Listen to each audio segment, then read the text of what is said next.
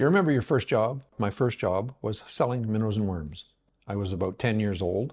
My parents used to have a guiding business where they had minnows, worms, ice, boats, motors. They did guiding, stuff like that. And when they moved on from that, they gave me the minnows and worms to sell. I was about 10 years old. I couldn't have done that without my father because my father brought me out into the bush.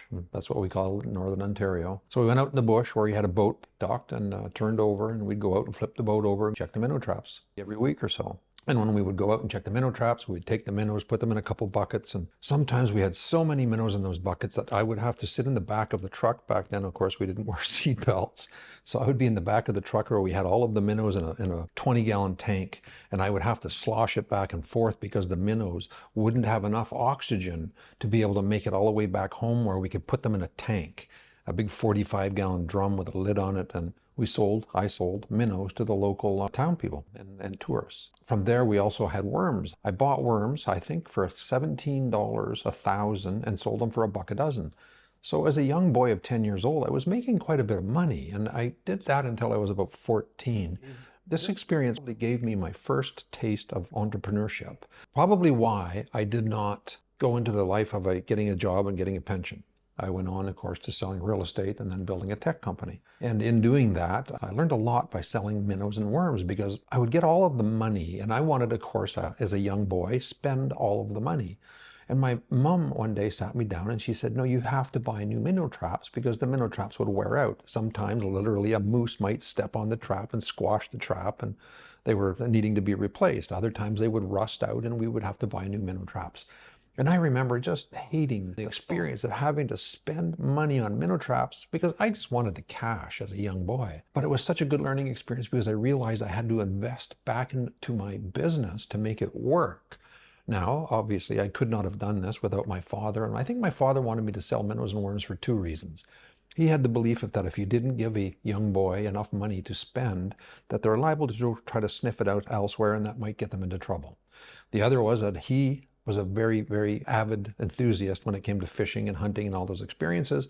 So by having access to all of these minnows and worms, he could go out with all of his friends and they would often have big trips. They would go out 6 or 8 men out in the wilderness and go to one of their camps, which they called them in Northern Ontario. They had about 5 camps, 1 family cottage and then 4 other camps. And I would go along with them from time to time, and I was more of the beer fetcher than I was the, having to do anything when they went out to have to take care of the properties and do the fishing experience. Our spring fishing, which was probably the most fun, because speckled trout would go up the creeks, and you'd go into the creeks, and if you went up and you knew how to fish for a speckled trout, you could sneak up the creek. You had to sneak. You had to be very quiet.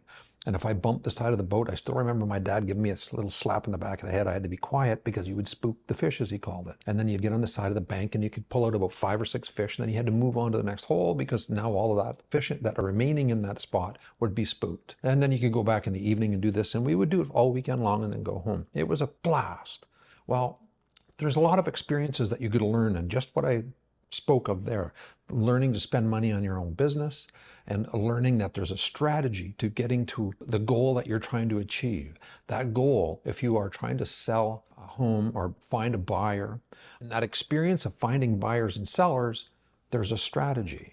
And you have to go to the fishing ground where they are. You have to be able to attract a lead, turn them into a client, and then from that experience, you then get to go home at the paycheck. Go to Selling Tools if you'd like to get into the experience a little deeper, because if you have a website and you have the tools at the ClickDigs app and the Lead Booker app and stuff like that, you're going to go further with this experience.